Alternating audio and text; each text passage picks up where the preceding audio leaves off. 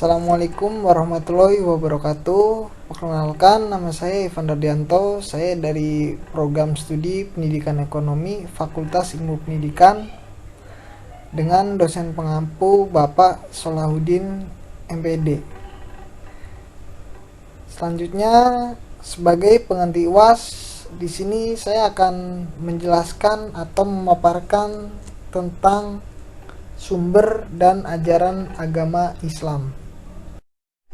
Oke, sumber ajaran Islam.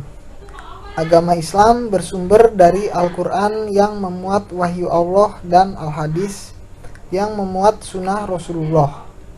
Komponen agama Islam dan unsur utama ajaran Islam yaitu akidah, syariah, dan akhlak. Dikembangkan dengan ra'yu atau akal pikiran manusia yang memenuhi syarat untuk mengembangkannya.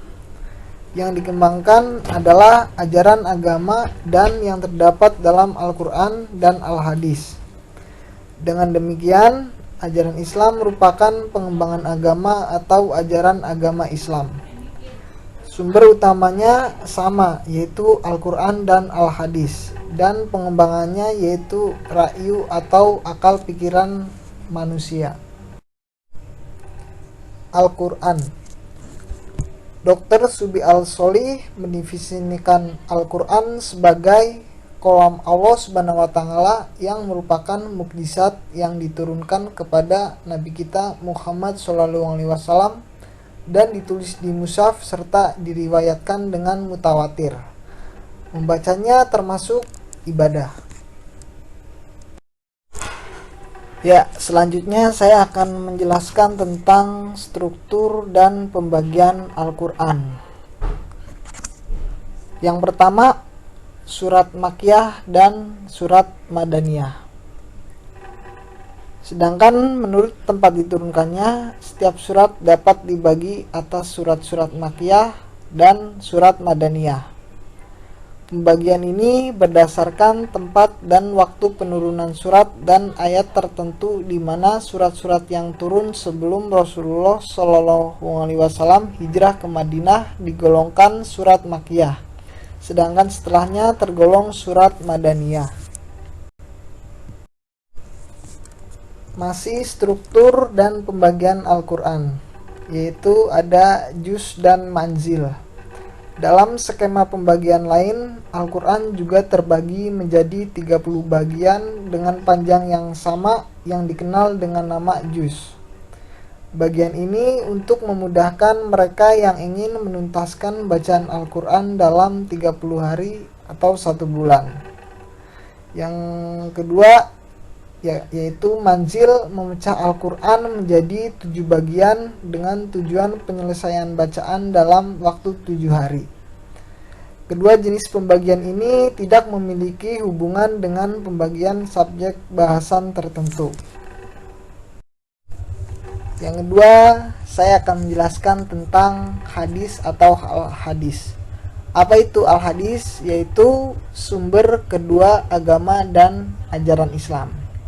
Apa yang telah disebutkan dalam Al-Quran di atas dijelaskan atau dirinci lebih lanjut oleh Rasulullah SAW dengan sunnah beliau.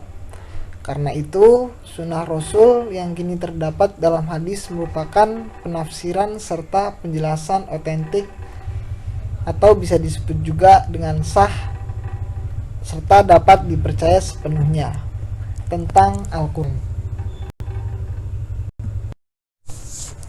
Yang ketiga, ijtihad. Ijtihad berasal dari kata ijtihada yang berarti mencurahkan tenaga dan pikiran atau bekerja semaksimal mungkin. Sedangkan ijtihad sendiri berarti mencurahkan segala kemampuan berpikir untuk mengeluarkan hukum syar'i dari dalil-dalil syara' yaitu Al-Quran dan Al-Hadis. Hasil dari ijtihad merupakan sumber hukum ketiga setelah Al-Quran dan Al-Hadis. Ijtihad dapat dilakukan apabila ada suatu masalah yang hukumnya tidak terdapat di dalam Al-Quran maupun di hadis. Syarat-syarat orang yang ijtihad sebagai berikut. Yang pertama, memiliki pengetahuan yang luas dan mendalam. Yang kedua, memiliki pemahaman yang mendalam tentang bahasa Arab, ilmu tafsir, usul fikih, dan tarikh atau sejarah. Yang tiga, mengenal cara mengistinbaatkan atau perumusan hukum dan melakukan qiyas. Serta yang keempat, memiliki akhlakul karimah. Ya, yang terakhir di sini saya akan menjelaskan tentang macam-macam ijtihad yang dikenal dalam syariat Islam. Yaitu ada dua, ijma dan qiyas. Yang pertama, ijma. Menurut bahasa artinya yaitu sepakat, setuju, atau sependapat. Contohnya yaitu menjadikan sunnah sebagai salah satu sumber hukum Islam. Yang kedua, qiyas, yaitu berarti mengukur sesuatu dengan yang lain dan menyamakannya. Contohnya yaitu harta anak wajib dikeluarkan zakat disamakan dengan harta dewasa. Menurut Imam Syafi'i, karena sama-sama dapat tumbuh dan berkembang dan dapat menolong fakir miskin. Sekian penjelasan dari saya, kurang lebihnya mohon dimaafkan. Billahi taufiq wal hidayah. Wassalamualaikum warahmatullahi wabarakatuh.